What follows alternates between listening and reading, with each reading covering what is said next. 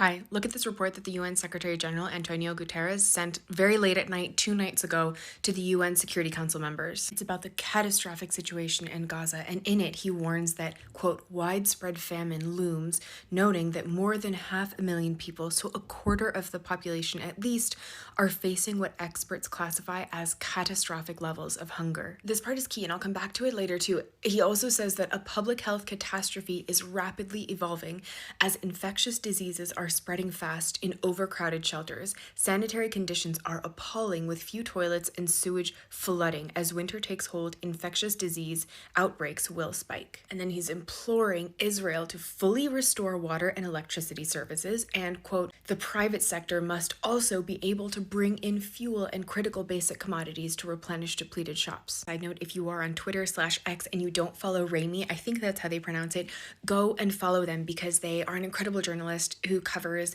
events at the UN headquarters in New York for Al Jazeera Arabic. So in this same report to the UN Security Council members, the Secretary General reiterates, again, as he has so many times, his call for a ceasefire and also calls for the resumption of commercial fuel distribution to alleviate, as he says, the current unsustainable task of the UN to arrange and coordinate resupply for hospitals, telecommunications companies, financial institutions, and water and sanitation infrastructure. He's saying, once again, that the conditions for the UN to be able to do its job and even to deliver aid into Gaza are not there. And again, that the level of aid to Palestinians in Gaza is completely inadequate because, again, they're not able to go in and even do their job to provide life-saving aid. So addressing IOF operations, he says in his report, quote, the scale of death and destruction, especially in northern Gaza, is characteristic of the use of explosive weapons with wide area effects in densely populated areas by the Israel Defense Forces. And he also says, it is with profound sadness that I must report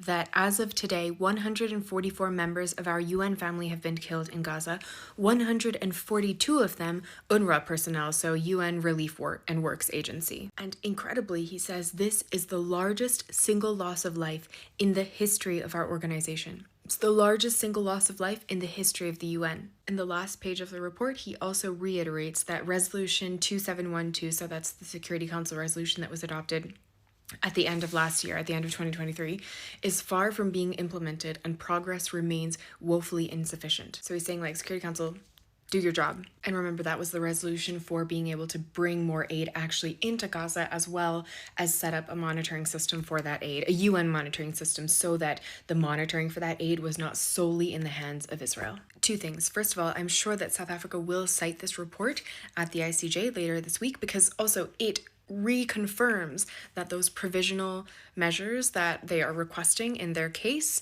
are necessary. Number two, remember I said I would come back to that point about the potential for widespread famine and just like rampant infectious disease spread. So this is of course in South Africa's case, and in response to South Africa's ICJ case, Israel has now said it will be emphasizing more humanitarian aid.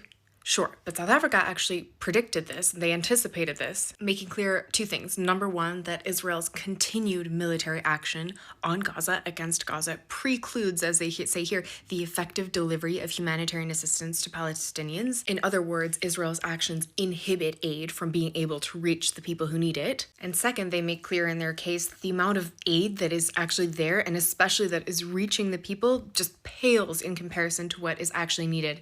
And here the UN agrees. It's a mistake to quote the effectiveness of the humanitarian operation in Gaza based only on the number of trucks.